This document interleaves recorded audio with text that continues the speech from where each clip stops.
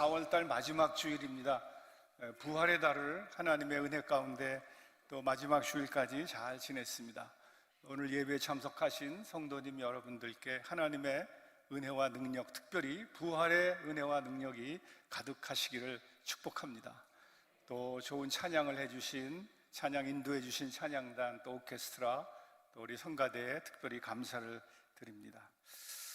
설교를 시작하면서 제가 엘러지 기침이 좀 납니다. 그래서 설교하다가 갑자기 기침이 나도 양해해 주시길 바라고요. 퀴즈를 하나 내드리겠습니다. 소아마비 장애인이에요. 근데 그 소아마비 장애를 딛고 미국의 32대 대통령이 되었습니다.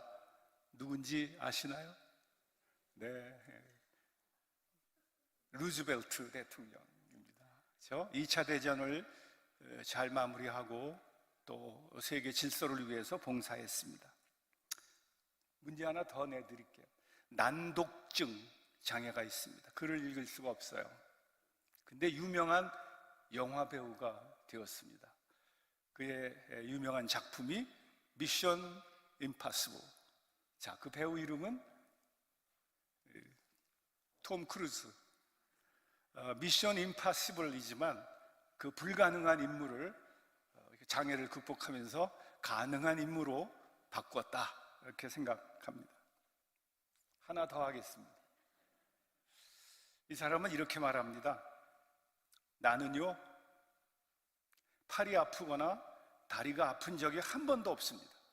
어려서부터 지금까지 넘어져서 무릎을 까거나 팔꿈치를 깐 적도 한 번도 없습니다. 왜냐고요? 나에게는 손가락, 발가락, 무릎, 팔, 다리가 없기 때문입니다. 누굴까요? 네, 닉 부이치치라는 사람입니다. 팔다리가 없이 태어났습니다. 그런데 15살 때 요한복음 9장을 보았어요. 많은 사람들이 어려움 속에 처한 한 아이를 보면서 이 사람이 이렇게 장애를 가진 것이 누구 죄 때문이냐고 물었죠. 그때 예수님이 이렇게 답하십니다. 이거는 누구의 죄 때문도 아니고 이 아이의 잘못도 아니고 부모의 잘못도 아니고 하나님이 하시려는 일을 나타내시고자 합니다. 그 닉은 그 말씀 앞에 엉엉 울면서 주님께로 돌아왔어요. 그리고 예수님을 구세주와 주님으로 영접하고 그 주님의 인도를 따라서 일평생 복음을 증거하는 그런 삶을 살았습니다. 그가 이렇게 말합니다. 만일 제가 저의 상황 속에서 하나님을 신뢰할 수 있다면 여러분은 여러분의 상황 속에서 그 상황이 어떻든지 거기서 하나님을 신뢰할 수 있을 겁니다.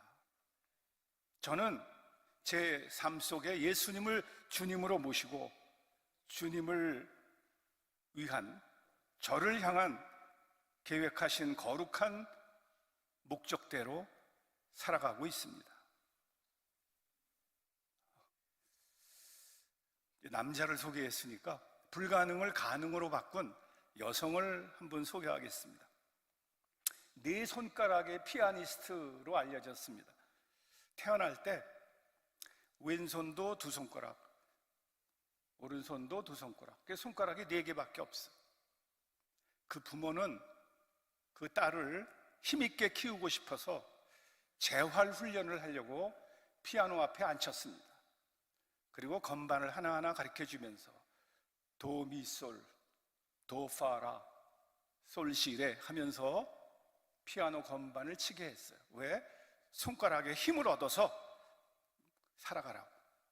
근데 놀라운 것은 이 아이가 연주를 하기 시작합니다. 재활치료를 위해서 시작했는데 연주를 하게 돼요. 결국 눈물 나는 연습을 통해 피아니스트가 되었습니다. 수많은 연주회를 했어요. 혹시 그 여성의 이름을 아시나요? 유튜브 한번 찾아보십시오. 이희아, 네 손가락의 피아니스트. 그분이 제일 좋아하는 노래가 Amazing Grace, 나 같은 죄인 살리신. 피아니스트 이희하 씨는 이렇게 말합니다. 나는요 내게 없는 것을 아파하는 대신 하나님께서 나에게 주신 것에 최선을 다했어요. 이 노래 기억하시죠? 나 가진 재물 없으나 나 남이 없는 것 있으니. 주옥 같은 믿음의 시를 많이 썼습니다. 자신의 삶 그리고 자신의 신앙을 눈물로 고백했습니다. 뇌성마비를 가진 이 시인의 시와 간증은 많은 사람들에게 감동을 주고 있습니다. 그녀는 이렇게 말합니다. 깨어진 질그릇 같은 나에게 주님 자신을 보여주셨고 음성을 들려주셨습니다. 나는 기쁨과 감격에 사로잡혀 울고 또 울었습니다. 주님은 일기장 한 페이지도 채우지 못하는 나에게 시를 불러주시고 하나님의 말씀을 알려주셨습니다. 그 시인이 누굴까요? 송명희. 이름이 참 좋아요, 그죠? 명희. 그리고 에바다라는 시를 썼습니다.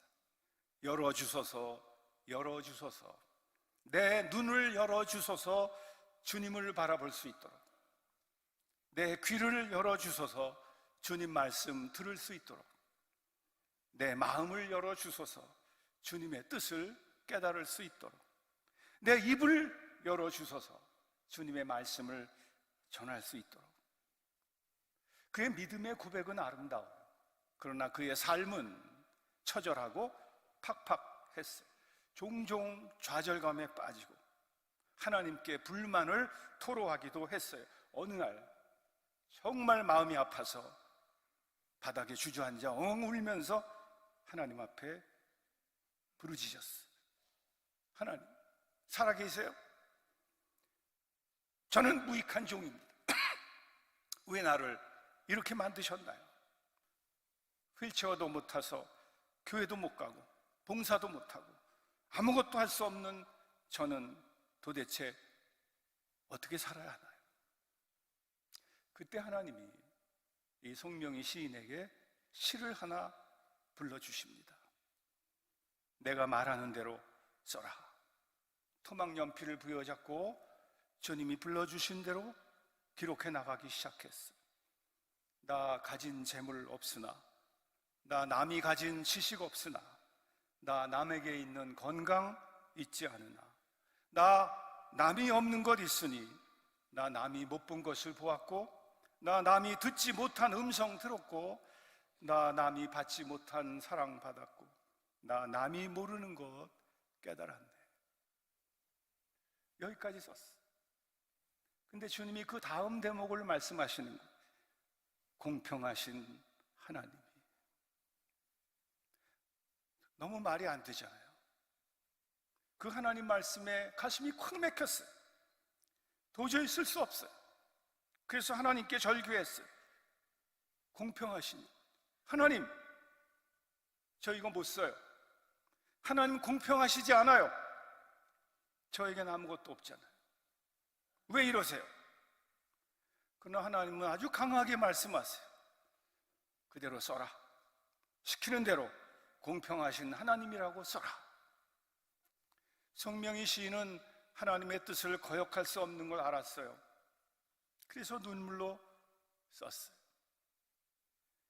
공평하신 하나님이 나 남이 가진 건 나 없지만 공평하신 하나님이 나 남이 없는 것 같게 하셨네. 그렇게 나라는 시가 완성이 되었습니다. 그 송명희 시인이 최근 인터뷰에서 이런 고백을 했습니다. 살다 보면요, 지옥 같은 고통의 때가 많아요. 그렇지만 저는 그 속에서 천국을 느낄 수 있어요. 왜냐하면 예수님이 계신 그곳이 천국이기 때문이죠. 고통이 사라진 삶이 아니에요. 고통 속에서도 하나님을 경험해요.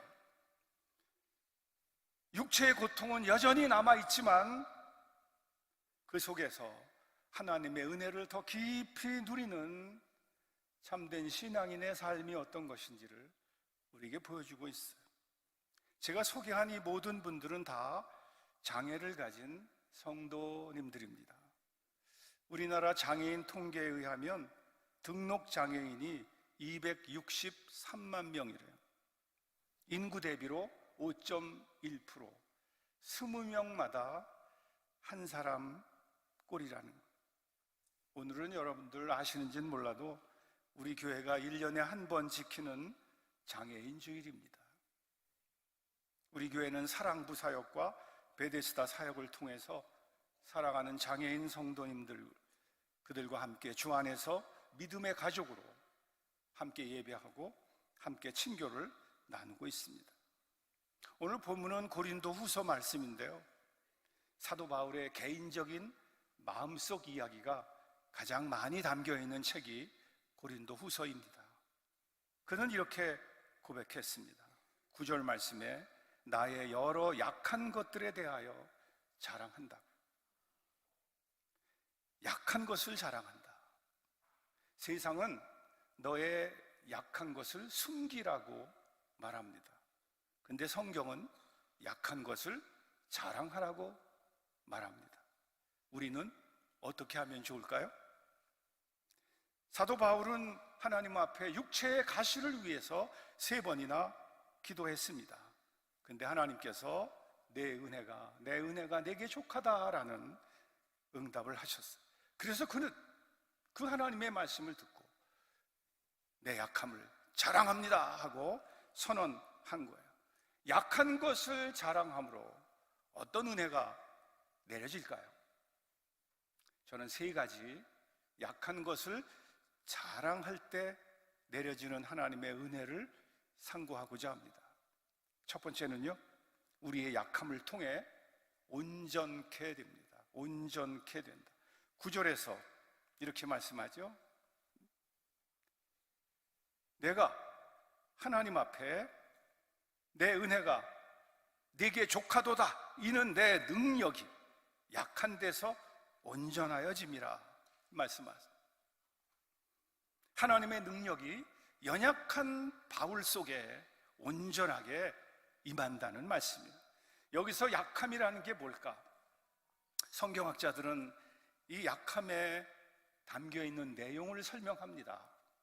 어떤 성경학자는 안질이라고 말해요. 눈병 또는 간질이라고 설명하는 사람도 있어요. 안질이었다면 눈이 항상 지물지물해요. 눈이 뻘겋게 충혈되어 있고 눈물이 흐르고 눈곱이 덕지덕지 붙어 있어. 만약 간질이라면 시도 때도 없이 찾아오는 그 경련증, 입에 거품을 물고 막 쓰러지고, 참으로 난감한 일이 아닐 수 없죠. 그런 그 약함을 사도 바울은 감추지 않았어요. 나는 약한 사람입니다. 그런 그의 마음과 태도가 그를 더 부끄럽게 만들었나요? 그래서 그가 더 깎임을 당했나요? 그 고백 때문에 그가 더 어려워졌나요?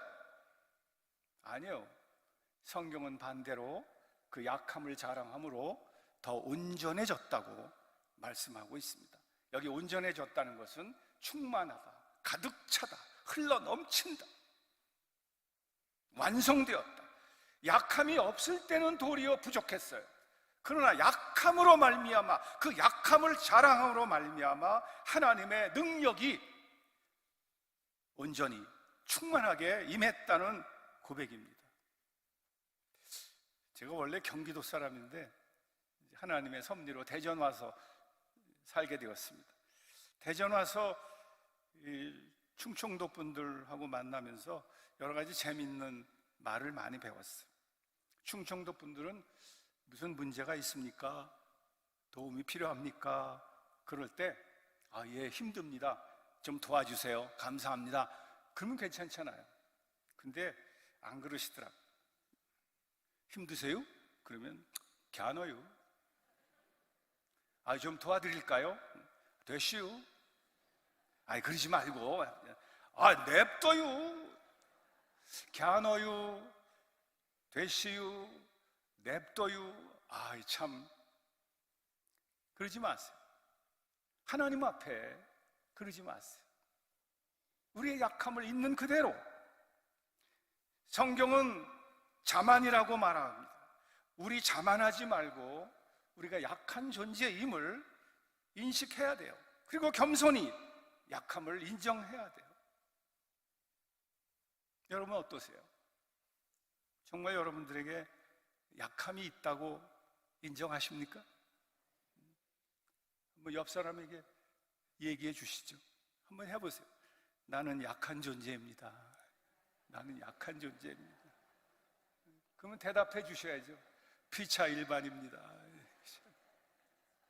네, 같이 고백합시다. 이미 다 알고 있습니다.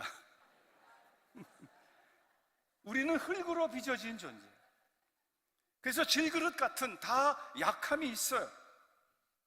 우리가 약함을 인정하고 주님 앞에 나갈 때 그 주님의 크신 능력이 우리에게 온전하게 임하고, 그래서 우리가 온전해지는 거예요. 여러분, 약함을 인정함으로 하나님이 주시는 이 온전함, 충만한 하나님의 은혜와 능력을 누리시기를 축복합니다. 약함을 자랑할 때 두 번째로 어떤 은혜가 있습니까? 우리의 약함에서 해방될 수 있습니다. 해방될 수 있습니다. 9절에 보면 도리어 크게 기뻐한다. 약함을 인정하고 자랑하고 나니까 어떤 결과가 찾아왔어요? 기쁨이 찾아왔어요. 개운해요. 후련해요. 짐을 벗은 것 같아요. 사도 바울은 정말 간절히 기도했어요. 육체의 가시 때문에, 그 약함 때문에 기도했어요. 그런데 하나님의 대답은 No, 아니요. 잘 아시는 대로 기도의 응답은 세 가지죠. 하나는 그래, 들어줄게. 또 하나는 기다려봐, 아직 때가 아니야. 그리고 세 번째는 아니다, No. 근데 바울이 안 된다는 응답을 들었어요. 근데 그 안 된다는 응답과 함께 온 응답이 있어요.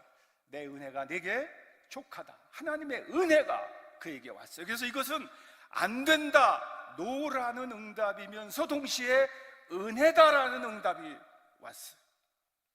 육체의 가시 문제가 해결되지 않은 것이 어떻게 은혜가 될 수 있을까요? 육체의 가시를 사단의 사자라고 말합니다. 육체의 가시, 자기의 연약함이라는 문제 앞에 마음이 눌리면 사탄의 음성이 들려오기 시작합니다. 거봐, 예수 믿는다고 뭐 대수가 있겠어? 교회 백날 다녀봐야 소용없어. 기도 응답? 넌 안 돼. 할 만큼 했으니까 이제 그만둬. 사단이 속삭이기 시작해. 그러다가 사단의 올무에 빠지게 됩니다. 하지만 사도 바울은 하나님이 아니다라는 응답과 함께 내 은혜가 내게 족하도다라는 은혜의 응답을 받고 즉시 육체의 가시 문제를 내려놓았어요. 그리고 선포했어요. 그러므로 도리어 크게 기뻐한다. 그리고 나의 약한 것을 자랑한다. 문제가 해결되지 않았어요. 그러나 더 이상 그 문제 때문에 마음 끓이지 않아요. 문제를 문제로 삼지 않는 신앙적 태도, 그것을 우리는 해소의 신앙, 해소의 신앙이라고 말해요. 인간은 해결에 집착하기 쉬워요. 그러나 성경은 사도 바울 케이스를 통해서 해소의 믿음, 해소의 지혜, 해소의 치유, 해소의 파워, 해소의 은혜를 교훈해주고 있습니다. 우리의 약함이 사탄의 사자가 아니라 하나님의 은혜의 통로가 되어야 합니다. 그럴 때 그 연약함의 문제에서 해소되고 그 약함에서 해방될 수 있어요. 그 약함에 매이고 눌리고 묶이지 않을 수 있어요. 그러다가 주님 다시 오시는 날, 눈물도 아픔도 상함도 없는 그곳에서 그분의 품 안에 안겨서 우리의 모든 약함이 영원히 해결받게 될 것입니다. 이 해소의 은혜를 통해서, 해소의 믿음을 통해서 약함에서 해방되는 은혜가 약함을 인정하고 자랑하는 모든 이에게 임하기를 축복합니다. 마지막 세 번째입니다. 우리의 약함이 오히려 강함의 통로가 됩니다. 자, 10절 마지막 부분에서 이렇게 말씀하세요. 이는 내가 약한 그때에 강함이라. 하나님은 우리의 약함을 잘 아세요. 그리고 우리의 그 약함을 통해서 일하세요. 우리는 약함 앞에 낙심하지만 하나님은 말씀하세요. 너의 그 약함이 내가 일하는 자리다. 그래서 약함은 결함이 아니라 하나님의 일하시는 하나님 은혜의 능력의 통로가 되는 거예요. 어떤 사람은 고백합니다. 나의 질병이 하나님을 찾는 계기가 되었다고. 그때 아프지 않았으면 저는 하나님 모르고 살았을 거예요. 어떤 사람은 나의 실패가 하나님께로 돌아오는 전환점이 되었다고 선언합니다. 그때 실패하지 않았으면 저는 여전히 하나님 잊어버리고 세상 속에 살았을 거예요. 어떤 이는 나의 연약함이 없었다면 나는 여전히 교만했을 거라고 간직합니다. 어떤 이는 나의 장애가 내게 더 없는 복이라고 고백합니다. 성경은 말합니다. 그러므로 내가 그리스도를 위하여 약한 것들과 능욕과 궁핍과 박해와 곤고를 기뻐하노니 이는 내가 약한 그때가 강함이라. 이게 기독교 신앙의 신비입니다. 이것이 십자가의 능력입니다. 우리의 연약함을 친히 담당하신 그리고 부활하신 예수 그리스도께서 우리에게 베풀어 주시는 은혜입니다. 여러분의 약함이 오히려 강함의 통로가 되기를 축복합니다. 저도 처음 알았는데요, 제가 설교를 준비하면서 장애인 복지법을 한번 찾아서 쭉 읽어보았습니다. 근데 2조 1항에 장애인에 대한 정의가 나와 있더라고요. 장애인이란 신체적, 정신적 장애로 인하여 오랫동안 일상생활 또는 사회생활에 상당한 제약을 받는 사람, 이렇게 정의하고 있습니다. 우리나라 장애인 인구의 65세 이상의 비율이 55.3%입니다. 그러니까 연로하신 분들이 행동이 둔해지고 그래서 부딪히기도 하시고 낙상도 하시고 그래서 장애를 입는 경우가 많기 때문입니다. 그리고 선천적 장애는 10%밖에 안 되고 90%가 후천적 장애로 발생하고 있습니다. 자, 후천적이라는 건 뭡니까? 살다 보니 장애를 갖게 되었다는 거예요. 그러니까 이 후천적인 말의 의미는 장애가 특별한 사람들의 이야기가 아니라 누구든지 우리 모두가 맞닥뜨릴 수 있는 그런 상황이라는 것을 의미합니다. 여러분 기분 나빠하지 마십시오. 장애는 특별한 사람들의 문제가 결코 아닙니다. 우리 모두가 다 장애인이 될 가능성 가운데 살고 있습니다. 어쩌면 나이 들어가면서 몸이 약해지고 그래서 언젠가는 장애인 반열에 들게 될지 모릅니다. 어떤 성도님이 저에게 기도 부탁을 해요.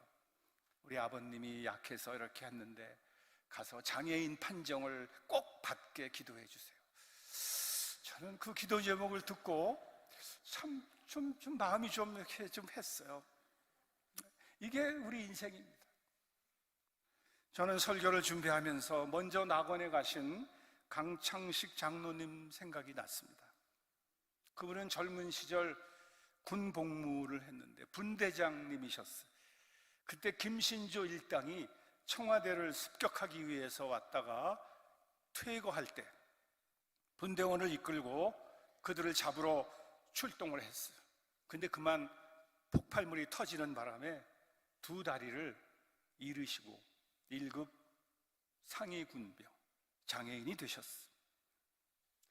인생의 위기 속에서 주님을 만나시고 자신의 인생을 하나님의 도우심과 각고의 노력으로 일으켜 세우셨어요.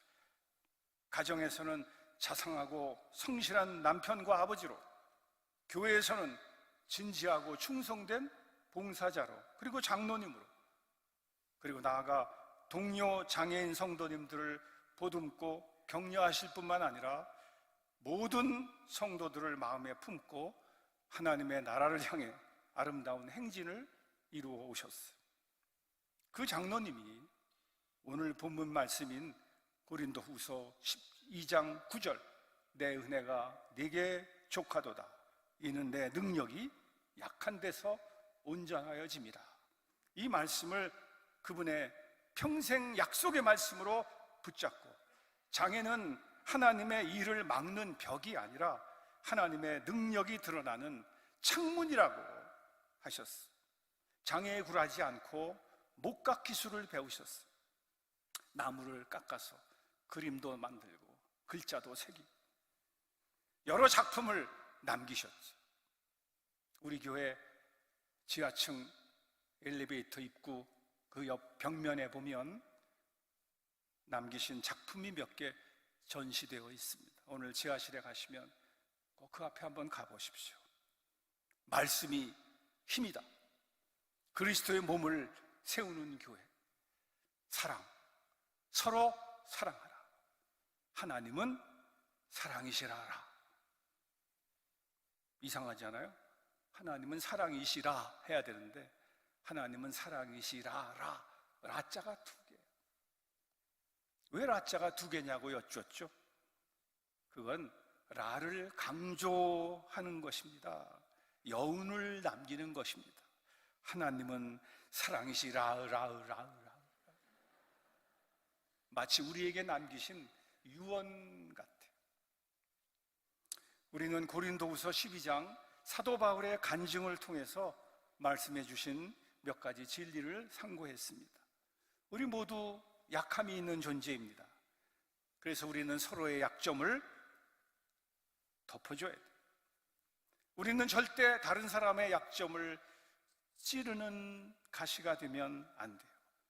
나아가 우리는 우리의 약점을 자랑해요. 약한 것을 자랑함. 왜요? 세 가지 이유를 발견했습니다. 첫째, 우리의 약함을 통해 온전케 되기 때문에. 두 번째, 우리의 약함에서 해방될 수 있기에. 세 번째, 우리의 약함이 오히려 강함의 통로가 되기 때문에. 오늘은 장애인 주일입니다. 장애인 성도님들과 비장애인 성도님들, 우리 모든 성도님들을 서로 축복하고 격려했으면 참 좋겠습니다. 우리 같이 한번 저를 따라서 말해 주시면 고맙겠습니다.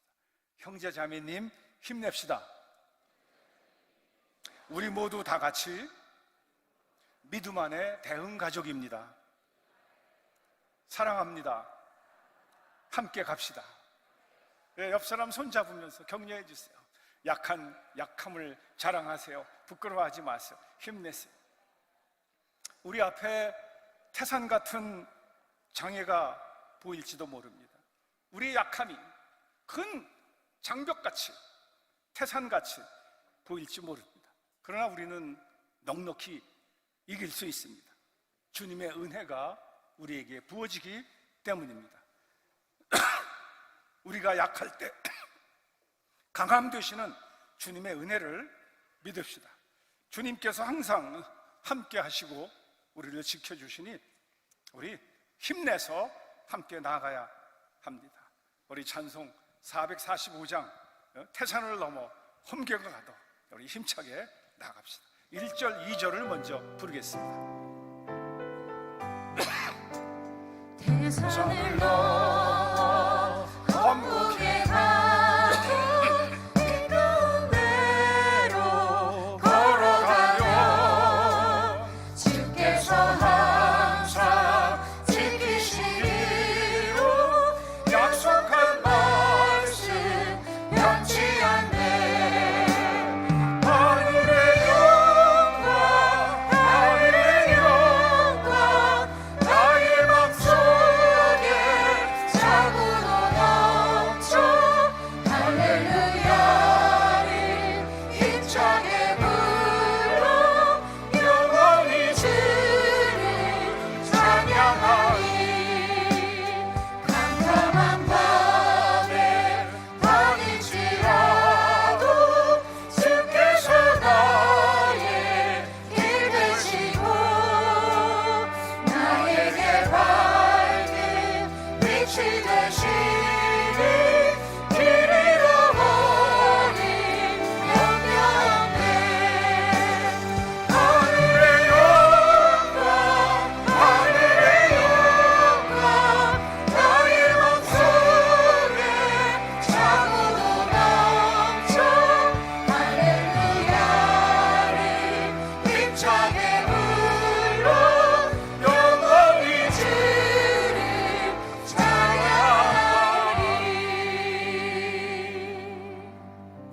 우리 잠시 기도하는 시간을 갖겠습니다. 하나님, 저는 약한 존재입니다. 이 약함을 주님 앞에 내려놓습니다.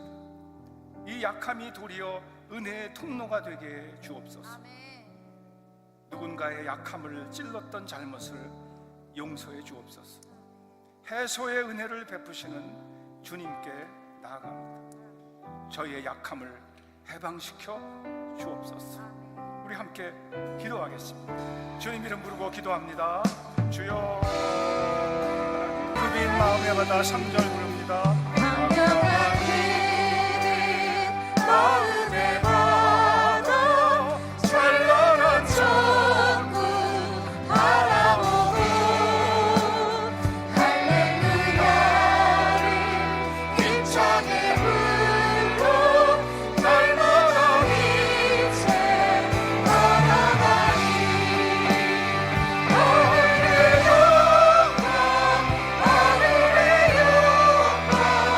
나의 맘속에 자고로 넘쳐 할렐루야를 힘차게 불러 영원히 주를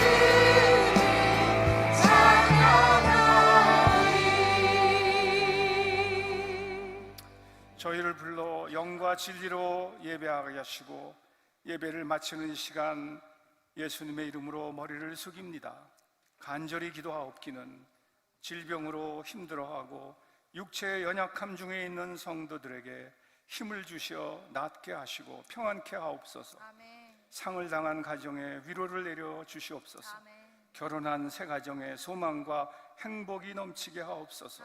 먼 길 떠나 있는 저희 사랑하는 가족들 영육간에 평안케 하시고 자라나는 다음 세대와 나라를 지키는 젊은이들에게 단정함과 평온함을 내려주시고 복음 전하는 해외 선교사들을 아버지께서 살펴주시고 장애인을 위해 수고하는 여러 봉사자들에게 힘 주시옵소서. 예배를 섬기는 모든 종들에게 지혜와 은혜를 더해 주시고 예배하는 이 심정으로 이 한 주간 주님 은혜 중에 지내게 하시고 다음 주일 기쁨으로 예배 자리에 나와 하나님께 영광 돌리게 해 주시옵소서. 이 한 주간을 주님 손에 위탁드립니다. 이제는 약할 때 강함 주시는 주 예수님의 은혜와 약함을 통해 온전케 하시는 하나님 아버지의 사랑과 해소의 신앙으로 약함에서 해방되도록 인도하시는 성령님의 역사가 자신의 약함을 주님 앞에 내려놓는 모든 성도, 대응가족 위에 이제로부터 영원까지 함께 하시기를 축원하옵나이다. 아멘.